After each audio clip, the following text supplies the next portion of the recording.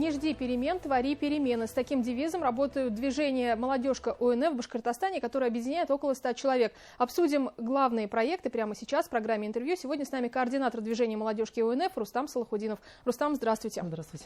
Про какие перемены идет речь? Расскажем вам об итогах работы за 2021 год, а также о планах на 2022 год. Перемены, к которым вы призываете молодежь. Делать добро. Что это значит, поподробнее? Помогать людям, к примеру, недавно была ситуация у нас со снегом, помогать типа бабушке, соседке расчистить снег, сделать доброе дело. Действительно, если мы объединимся, все вместе об этом узнают, мы сделаем гораздо больше дел. Потому что люди смотрят, люди видят, люди приходят и помогают делать. То есть, проще говоря, если молодой человек видит, где он может применить свою помощь, то, пожалуйста, он может это сделать, да. Но проще всего это сделать, в том числе и через вашу организацию. Да. Видимо, так. Прошлый 2021 год, каким он выдался для молодежки ОНФ, да, и какие основные проекты вы можете назвать? Основные проекты – это продолжение акции «Взаимопомощи мы вместе». Могу о ней поподробнее рассказать. Давайте. Сами знаете, акция «Мы вместе» началась в период коронавируса. У нас очень много было заявок, и заявки эти продолжаются. Это помощь в доставке продуктов питания и медикаментов пожилым маломобильным гражданам. Они лично обращаются к нам. То есть те заявки, которые мы отрабатывали в 2020 году, 2021, к нам лично обращаются уже те граждане, которым мы неоднократно помощь оказывали, снова за помощью. Самый, знаете, такой жизненный случай, я вам расскажу, он случился у нас в 2021 году. В 2020 году мы пенсионерке Лобостовой Людмиле Васильевне помогали собрать продуктовый набор для врачей. Она переболела ковидом в 5-й больнице и в терапевтическое отделение хотела вот таким образом отблагодарить. Да. Обратилась к нам за помощью, мы вместе с ней закупили, помогли отнести в красную зону. В следующем году она лично нам снова обратилась за этой же аналогичной помощью. Она была очень рада видеть нас снова, сказала, чтобы наши добрые сердца оставались такими же. Очень важное замечание. А те, кто впервые слышит о том, что вы можете помочь благодаря акции «Мы вместе», как они могут к вам обратиться? Какие способы связи с вами существуют? Есть единая горячая линия, это 8 800 234 11. По ней вы можете обратиться. К нам поступит заявка, мы придем, вам окажем помощь необходимую. Сейчас я вам расскажу об акции «Вместе», что существует еще и юридическая помощь у нас. Расширился функционал акции взаимопомощи. То есть любой человек может обратиться за юридической помощью, просто позвонив на горячую линию, либо на сайте «Мы вместе», оставив заявку. Угу. Также существует проект поддержки доноров. Да? В чем суть? Суть, наша команда федеральной взаимодействия с Федеральным медико-биологическим агентством, мы ежемесячно сдаем кровь, делаем, можно сказать, такое небольшое доброе дело. У нас есть наша участница команды, это Старикова Анна, она ежемесячно сдает, она активный донор у нас в команде, и сейчас она решилась стать донором костного мозга. Вот, даже так. И мы сейчас активно работаем над этим, присоединяются к нам и компании. Это, к примеру, Башнефтстрой недавно совместно с нами пришла на сдачу крови. Также к нам обращаются лично граждане. К примеру, был случай в 2021 году, когда лично обратилась к нам за помощью женщина, у нее ребенок нуждался в тромбоцитах. И действительно люди приехали с Нуриманского района, весь автобус, и кого допустили, кого нет, но действительно люди сдали необходимый компонент.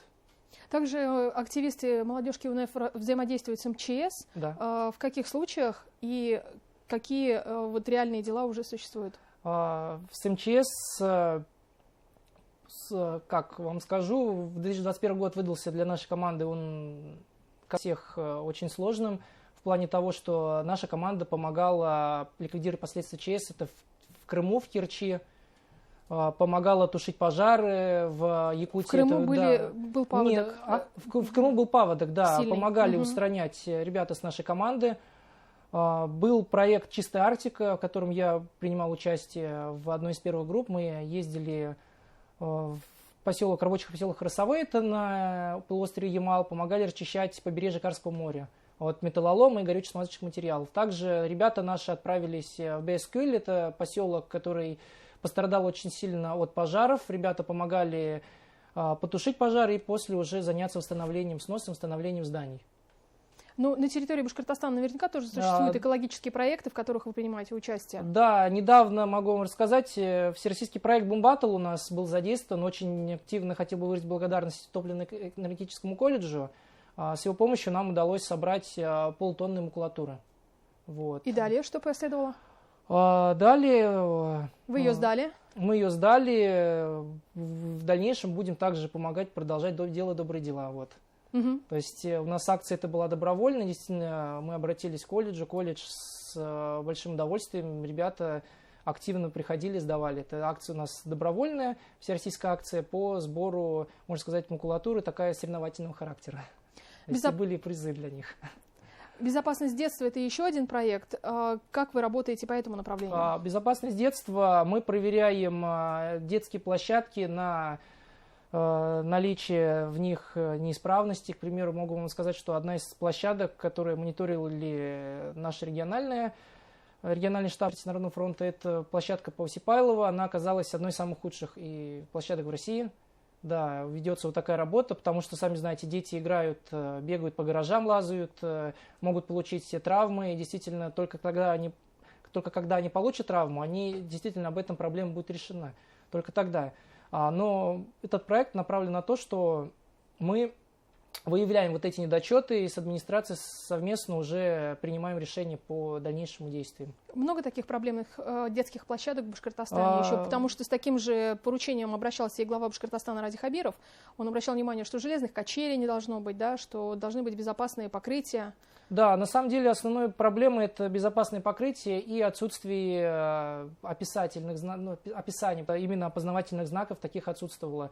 По поводу качелей могу сказать, что они имеют место быть, но имеется в виду, что тоже необходимо каждый раз проверять их, потому что, сами знаете, ребенок, многие делают солнышко, и это может закончиться не очень, очень плачевно. Поэтому для этого у нас проекты существуют. Но мы помимо этого проверяем также дороги детские, потому что, знаете, приведу... Какие детские дороги? Детские дороги рядом со школами. Потому что, знаете, где-то не установлен знак «Осторожно, дети» или пешеходный переход, где-то, можно сказать, выбоины на дорогах возле школы, вот действительно центральных. У нас был мониторинг дорог, к примеру, это в Демском районе, на улице Центральной, прямо там ее сейчас починили, но там были очень большие выбоины. Также выбоины были возле школы по Достоевского, возле Института права. Сейчас там, сами знаете, дорога в более качественном состоянии,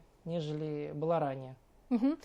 Те, кто захочет вступить в движение «Молодежка УНФ», что для этого им нужно сделать и какие критерии вы к ним предъявляете? Вступить в команду можно, обратившись к нам. У нас есть две группы региональные. Это «Молодежка УНФ» в Республике Башкортостан, это группа ВКонтакте, и «Молодежка УНФ 02», это в Инстаграме. Можете вступить, написать нам, мы будем рады новым участникам команды, потому что делать доброе дело вместе всегда приятнее, всегда лучше. И действительно своим примером ребята новые, которые могут вступить к нам, они будут показывать пример еще остальным. И добро, можно сказать, оно разрастется. А по каким критериям отбираете кандидатов? По критериям у нас нет критериев как таковых. Если любой участник, любой желающий, от школьника до взрослого человека, может прийти к нам, помогать, делать доброе дело безвозмездно. У нас нету каких-то таких особых критериев. Главное – желание помогать людям, делать доброе дело. Как часто привлекаете? Те, кто уже состоит? Те, кто состоит. Тут же очень много работаем сейчас с колледжами, с университетами, активную молодежь привлекаем. У нас сейчас ребята активненькие, наши, кто несколько месяцев только, уже приводят ребят, и эти ребята уже заряжены, уже знают, как действовать, как работать. Как часто они? Каждую неделю там, или в неделю несколько раз? Несколько раз что они должны делать? У нас есть определенный план работы. Вот я вам расскажу по плане работы на 2022 год. У нас кстати, один из ряд мероприятий запланированы. К примеру, самый ближайший – это День блокады Ленинграда. Это памятная дата, которую мы тоже будем проводить. У нас есть человек, который была блокадницей. Она действительно будет рассказывать лекцию для студентов колледжа. Ребята нам помогают как? Помогают сдаче крови, помогают, поступает у нас заявка по доставке продуктов питания. Действительно, у нас очень много бабушек, дедушек обращаются к нам за помощью, ребята действительно идут, помогают, и это на безвозмездной основе. Они иногда затрачивают свое учебное время, но они знают, что сделать доброе дело, это гораздо лучше. Да, можно потратить свое время, но... Минимальный возрастной порог. Минимальный возрастной, можно сказать, лет 14-16, да. Угу. Вот, и уже выше. Угу. Какие еще планы на этот год? План на этот год – это активное взаимодействие с МЧС, региональным нашим отделением, это обучение, это также продолжение акции взаимопомощи. Мы вместе, и не только ее, но и акция помощи нашим подшефным бабушкам, дедушкам. Это освещение памятных мероприятий, дат, что можно сказать. Это мониторинг аптек, который у нас проводится ежегодно на наличие отсутствия то есть препаратов против коронавирусной инфекции. Это у нас тоже одно из наших основных направлений. Это продолжение акции «Безопасность детства». То есть мы также будем продолжать мониторить детские площадки на наличие неисправностей. Желаем удачи, Рустам. Спасибо огромное. Спасибо большое. Сегодня гостем программы «Интервью» в эфире Башкирского спутникового телевидения был координатор движения «Молодежь КВНФ» Республики Башкортостан Рустам Салахудинов. Не переключайтесь, оставайтесь вместе с нами.